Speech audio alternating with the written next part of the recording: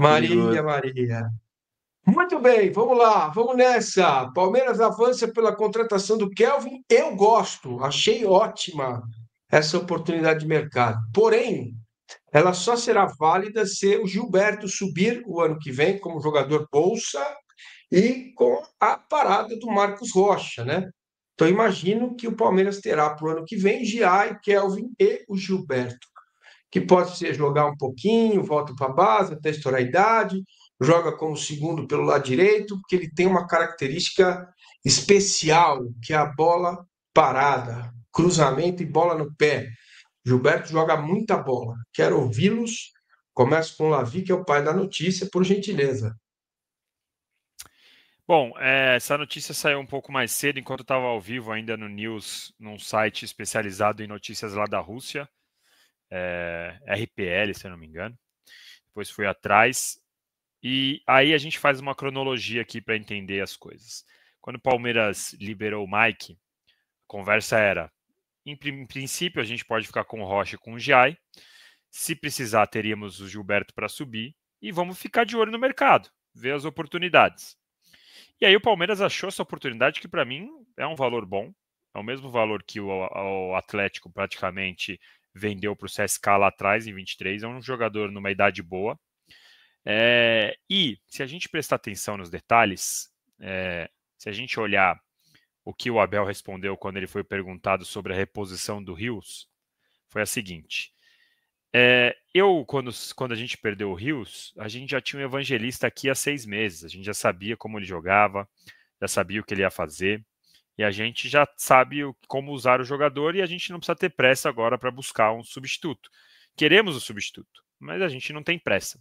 E eu vejo o movimento do Kelvin exatamente no mesmo sentido. O que eu acho que vai acontecer?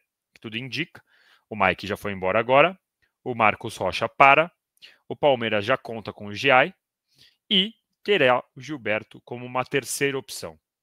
Essa mesma galera que fala, putz, não vai dar chance para o Gilberto, é a mesma galera que no primeiro jogo que o Gilberto jogar mal, vai falar, o Palmeiras, tão rico, não foi no mercado para repor o lugar do Mike, hein?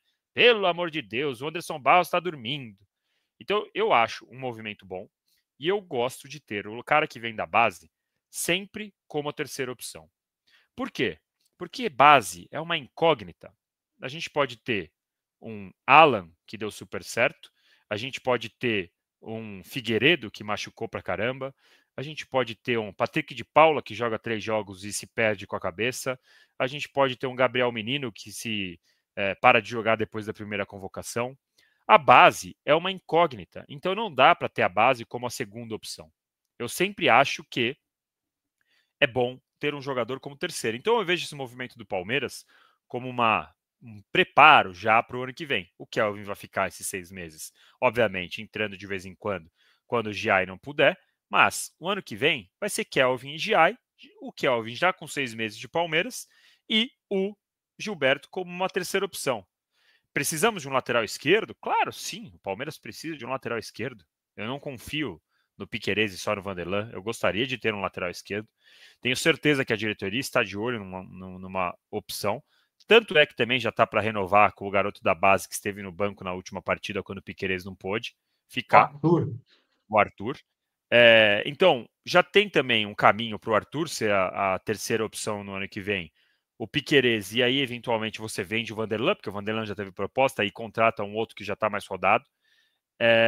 Assim como o Palmeiras precisa de um substituto para o Rios, sim, precisa de um substituto do Rios, mas não precisa contratar o primeiro que vê pela frente. Dá para segurar um pouquinho, dá para contar com o Evangelista, por enquanto, com o Aníbal, com o Martinez, e contratar alguém bom, com 15, 16 milhões de euros. O Palmeiras tem dinheiro e tem tempo, não tem para que ter pressa nessa reposição, até porque se amanhã chega o Marcel, lá do Toluca, se amanhã chega o De Ossa, ele não vai jogar amanhã contra o Corinthians. Ele vai precisar de uma semana, de 10 dias de adaptação.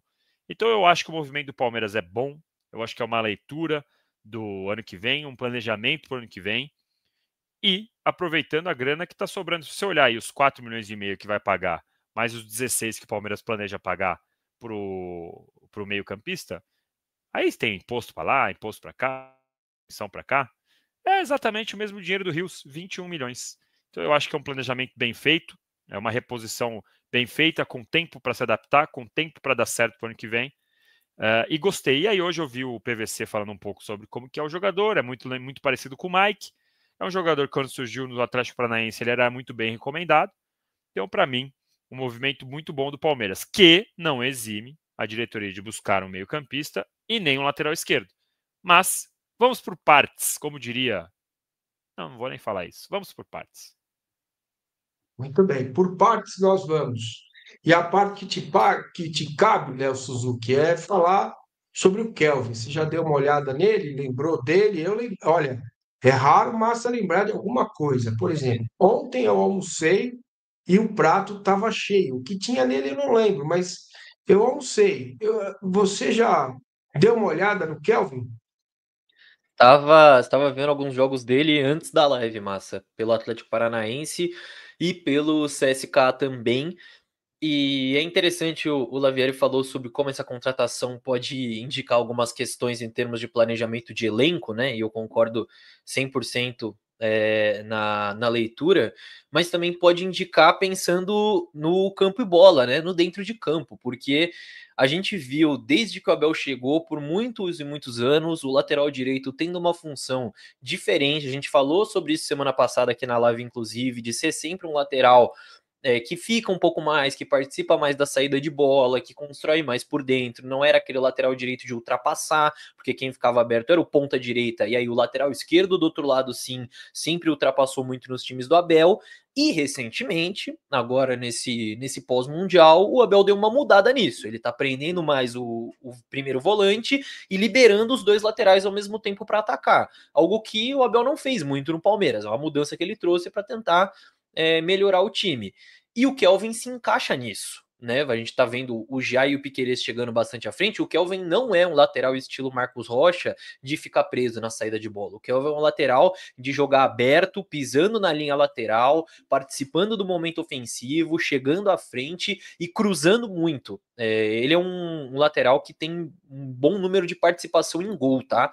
Marcando gol e dando assistência. Então, desde o Atlético Paranaense, passando pelo CSK também, toda a temporada deixando ali seus 2, 3 golzinhos, suas 7, 8 assistências, então é um cara bastante participativo nesse momento ofensivo também, é um cara com uma boa batida na bola ali para cruzamentos. Na época do Atlético Paranaense, batia falta lateral e escanteio também, então, indo na linha do que o Massa falou sobre o Gilberto, também é um cara mais ou menos com essa característica de batida na bola. Claro que não é o lateral perfeito, né? Passou pelas suas oscilações no Atlético Paranaense, no próprio CSKA, né? Vamos ver como ele volta ao Brasil, mas é um cara de uma boa idade, cuja característica não só encaixa nesse modelo que o Abel está propondo agora, como também repõe a saída do Mike, que também era um lateral que tinha uma características semelhantes, né? Não igual, mas semelhantes. E fecha esse planejamento da lateral direita, né? Como disse o Lavieri, que me parece perfeito. O Palmeiras vai ter até o final do ano Giai, Kelvin e Marcos Rocha, e para o ano que vem pode ter o Kelvin, o Giai e o Gilberto subindo. O Kelvin podendo, no início, ser uma sombra para o Giai, mas para disputar titularidade no futuro, a gente sabe bem que o Giai também é um cara que tem mercado, que é jovem, que pode acabar recebendo proposta na próxima janela, no meio do ano que vem. Então, até pelo preço que eu achei barato, honestamente, me parece um bom movimento do Palmeiras. Muito bem. O Guilherme pergunta aqui se o Andréas Pereira está descartado para substituir o Rios. Olha, descartado a gente nunca pode dizer no futebol, mas respondo a você que sim, graças a Deus. Bom, vamos nessa, meus amigos. Bom, então tá aqui a galera deixando o like, se inscrevendo no canal, 1.300 pessoas conosco. Muito obrigado pela audiência, obrigado pelo carinho. Vamos nessa! E para surpresa de zero pessoas, durante a semana surge a notícia de que Palmeiras e W Torre estudam trocar o gramado da Arena, do Allianz Parque. Abel Ferreira, na coletiva, foi sincero.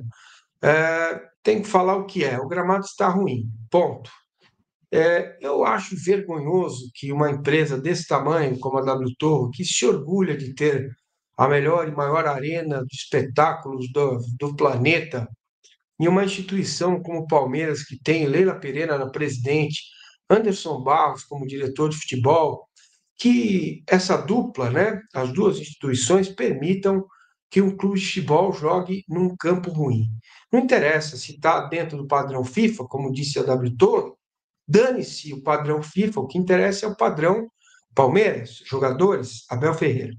A partir da construção deste relato, dessa narrativa que se impõe, obviamente o gramado só será, e se for, reformado no final do ano, porque os shows terminam dia 6 de dezembro, o Palmeiras tem jogo até o dia 17, e aí talvez possa começar uma obra de reforma no gramado. Quer dizer, quando o raio cai duas vezes na cabeça do sujeito, é porque ele não aprendeu a lição. Uma vez o gramado derreteu com termoplástico e agora ele está ruim. Meu Deus, o Palmeiras ficou sem jogar mais de um mês, 5 semanas no Allianz. Não era possível ter ajustado o gramado? Trocado, não digo, mas ajustado o gramado? Os danos que se causou ao gramado por causa dos eventos, ele foi irreversível? Se foi irreversível, tinha que falar a verdade e jogar na Arena Barueri. Ponto final. O que importa é o jogador, é o campo que o Palmeiras utiliza. E eu também acho estranho os rivais que jogaram lá, né? Mirassol, o Galo e o Grêmio, não terem reclamado do gramado. Então, fica esse alerta aqui, porque também jogar tudo nas costas do gramado chega uma hora que é fácil, né? Mas o Lavieri falou sobre isso, o PVC também. Essa informação aí, essa declaração do Abel, gerou ali um tremelique lá na relação e tal. Como é que está essa situação, Lavi? Como o Palmeiras e W Torre conversando periodicamente aí, né? Semanalmente, mensalmente, depende aí da ocasião. Os dois lados não esperavam uma declaração do Abel dessa forma. Claro que a W Torre se espanta um pouco mais. E aí a tentativa pelo lado da construtora justamente de falar que o gramado está aprovado, que o gramado ainda está dentro do prazo, que o gramado ainda está padrão FIFA. E aí é exatamente o que você falou, né? Não adianta, não tem muito padrão FIFA, não tem o kick da bola que a FIFA aprova, não tem. O Palmeiras está com gramado que o seu time não aprova, que os seus jogadores aprovam. E isso, fosse natural ou sintético, a gente estaria no mesmo debate. A questão é que, sendo sintético, é ainda pior, né? Porque quando você tem um gramado sintético, a desculpa é o quê? Olha, eu tenho um gramado sintético porque eu não vou poder manter um gramado natural em boas condições, como a liga aqui não tem nenhum tipo de regulamento em relação a isso, eu vou usar o gramado sintético e vou manter ele em ótimas condições. Agora, você tem um gramado sintético em condição ruim, é vergonhoso. É uma piada, é patético, é tudo isso que vocês quiserem falar, qualquer frase que for, lixo, qualquer coisa. É bizarro, não pode o Palmeiras ter um gramado artificial ruim. No mundo ideal, como todos vocês sabem, teríamos na Série A 20 gramados naturais em ótimo estado. Ótimo estado, como temos na Neoquímica, como muitas vezes temos no Morumbi, como muitas vezes temos no Beira-Rio. Mas esse gramado sintético do jeito que está, que os jogadores reclamam, é uma brincadeira. O que temos daqui para frente? O Palmeiras quer trocar, por ele trocaria amanhã. A W Torre topa trocar, desde que respeite o calendário dos shows. Fala-se em 40 e poucos dias, mas dependendo da troca, esse prazo pode ser maior, porque você tem que encomendar, não vai no Brasil que pega, então tem que vir lá da Europa, de navio, sei lá como vai vir, tem que fazer toda a troca, tem que depois preparar, tem que tirar, tem que interditar por um tempo, não pode nem pôr o plasticão lá branco para receber evento, teria que ficar parada a arena, isso significa não poder ter show por X dias, e a gente vai lembrar agora, a W Torre não fez caridade com o Palmeiras, fez negócio, topou reformar o estádio de forma gratuita para ter um retorno, então o Palmeiras tem que saber lidar com isso também, é uma relação que vai durar 30 anos e tem a parte ruim da relação, então Mais 20, né, Lavi? 10 já foram. 30 anos no total, já Sim, sim. estamos no 11º aí, né? Considerando que começou em Uhum. 14. Então é isso, assim. Palmeiras vai ter que saber lidar com isso. E aí a expectativa é que essa troca aconteça em dezembro, visto que o Palmeiras joga a penúltima rodada em casa e a última rodada do Brasileirão é fora. O calendário de shows dá uma parada, mas tudo isso pode mudar conforme o Palmeiras for avançando, porque se o Palmeiras avançar na Copa do Brasil e na Libertadores, este prazo fica pior, porque o Palmeiras tem 2 jogos a menos no Brasileirão, que só poderão ser remarcados, então logo o Palmeiras seja eliminado de uma das competições. E para piorar, se o Palmeiras for campeão da Libertadores, ainda joga o Intercontinental, senhoras e senhores. Então, teremos muitos capítulos dessa novela. Nossos amigos do nosso palestra, inclusive, deram que o Palmeiras avalia jogar em Barueri. Isso é uma possibilidade que em nada muda o gramado do Allianz. Não adianta o Palmeiras jogar em Barueri, porque não vai poder reformar do mesmo jeito, porque o Allianz tem uma agenda. O que alivia é o Palmeiras gostar mais do gramado, a comissão gostar mais do gramado, o que já para mim é o suficiente. A gente que por tanto tempo ficou descendo a lenha aqui em Barueri, veja só você, Barueri, por conta do gramado, pode ser a salvação.